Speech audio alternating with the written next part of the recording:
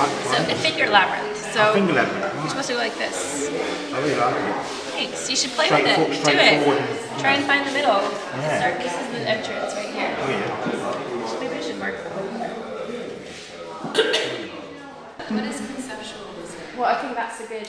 Yeah, I think that's a good question, and I think that's something. That's one of the reasons I wanted to put this down, was because I mean, it is a term that does get applied across a range of historical periods, but generally it does tend to be associated with this very particular moment in the late 60s and in the 70s, where you have people like Mel Bochner, Joseph Kossuth, and they're really working with questions around text and language and these structures that somehow sit outside of more traditional notions of representation. So you're thinking about kind of what lies behind a work or what lies behind representation. So these are some of the ideas that tend to get kind of caught up with the notion of conceptualism and conceptual art. I feel like I kind of not the fabric, but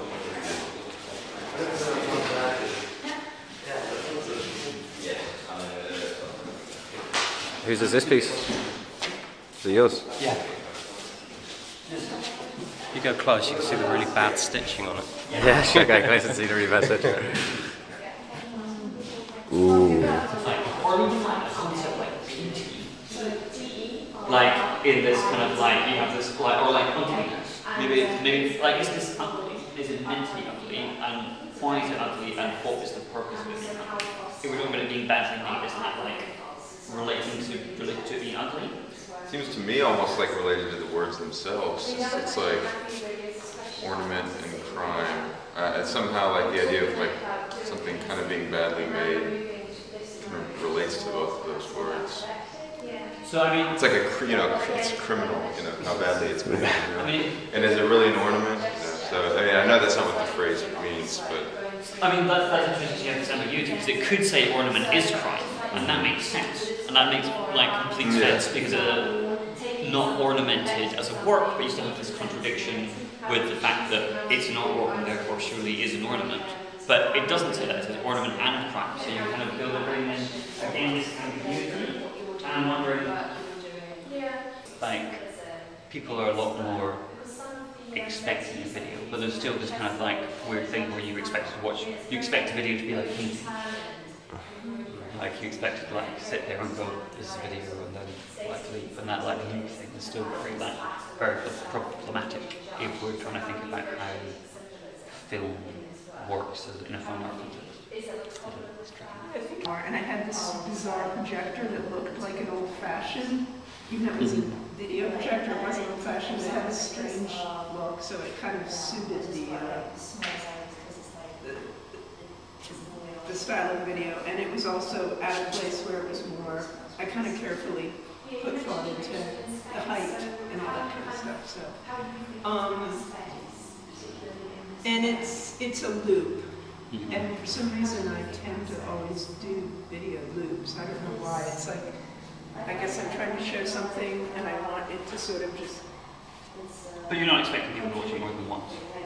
No, well sometimes the loops, I have one that's only 5 seconds, so it just repeats. So yeah, you watch it, you absorb it as long as you want, and then you go away. So, a question to pose to everybody. And if we're talking about confrontation, and maybe that's a slight leap from what we're talking about with discourse, but we did start talking about confrontation, how it works to be confrontational, who are we trying to confront? Or even back, who are we trying to start a conversation with? Or an object? Yeah, for me, all together it looks like the same piece, like a piece of the same author. And I would say I'm looking at these photographs and I'm trying to read something from my drawing. I know nothing is written, but on the other hand, it makes me try to kind of read something. It looks like color reflects probably. I'm trying to make connections. We can get stuck in again, move a few more things. And then we should change the relationship and see how it affects it. Yeah, so let's mix things up.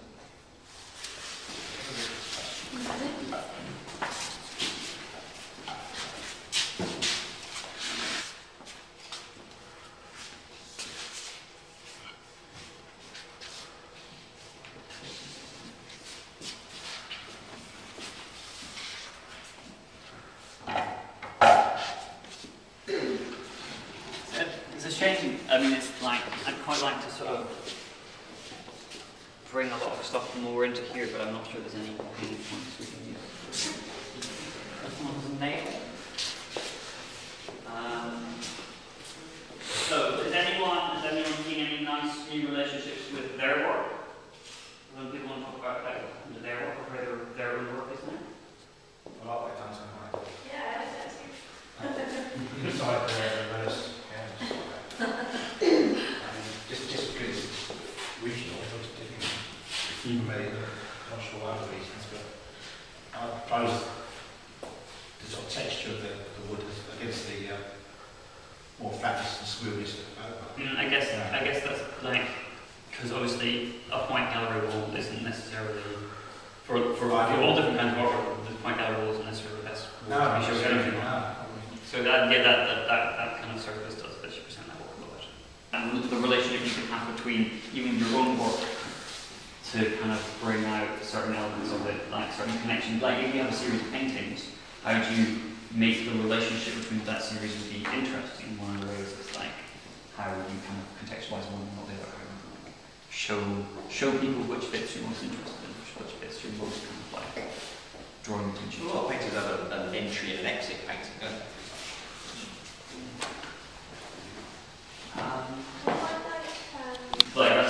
That's not giving it away visually, but not like don't touch, you give it away, but do touch, you give it away, don't touch too much, or if you've got sticky fingers to touch, or like you can have it